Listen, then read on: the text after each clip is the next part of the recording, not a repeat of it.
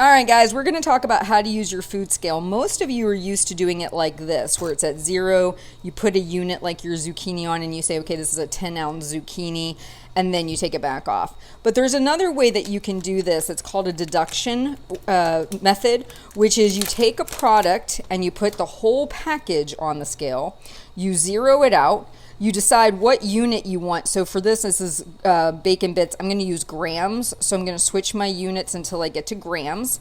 And now you'll see this whole package is sitting here. It's at 0. And then what I'm going to do is sprinkle some of the bacon bits and come back.